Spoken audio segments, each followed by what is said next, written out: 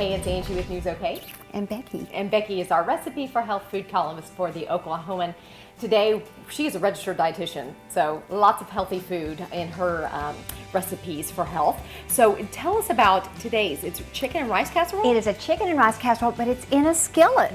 And it's very simple to fix.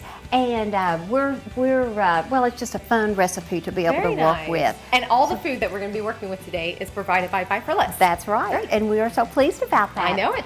Okay.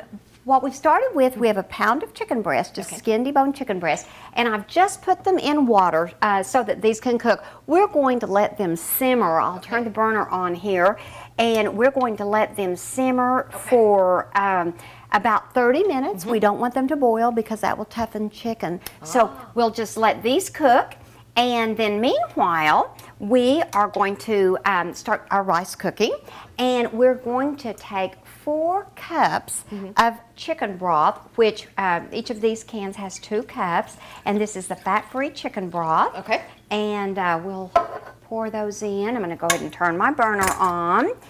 And you can show the rice there. We're using one of the whole grain brown rices, and you know the current dietary recommendation is at least half of the grains that we consume should be whole grains, and this is a whole grain rice. Oh, that's great. And we're going to add this to our chicken broth, and we've got 1 cup of rice, and we'll stir this in here.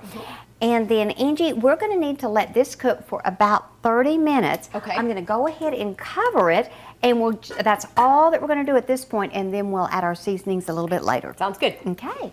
All right, it's been about 30 minutes. Not that I have a watch. Let's see how it looks. That's close enough. We're going to take our lid off. Looks good. And you can see how much of the water has been absorbed by the rice. We're going to add our seasoning. We've got some margarine, and we have thyme, the ground versions, and then we have our celery. We're going to add celery and our chopped onion.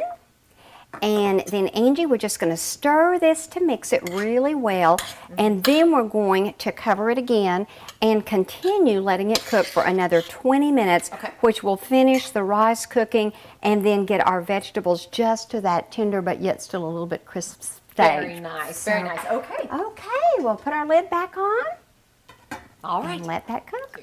All right, so now I think we're ready for the chicken. We are, Okay. and I've taken our chicken breast and just diced them in small pieces. Looks good. We're going to stir that in, and that chicken is still nice and hot, so we'll let it cook for just a minute or so, just to let it completely stir in, but we don't need to reheat that. It's very hot. Okay. And I'm going to flatten this out. So that we have a nice surface to work on. And then we're going to sprinkle it with our almonds. Now, Angie, the almonds are optional. You can see if you wanted to serve it just like this, you certainly could. It would be perfect. I like to add the almonds because they're crunchy and it adds just a little bit more color. And so I'm going to go ahead and sprinkle these on here. Okay. And then to serve, you serve it instead of out of a casserole dish like you would normally serve a rice casserole. You're going to serve it directly out of the skillet. Nice, very nice. Okay. So there we go. Here's our final plate. This is beautiful. Yes.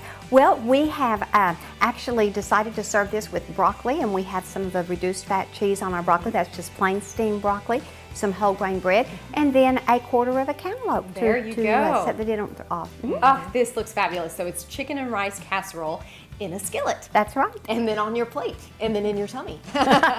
So you can find this recipe on or in the Oklahoman in the Life section under Becky Varner's Recipe for Health. Thank you so much. Thank you, Angie.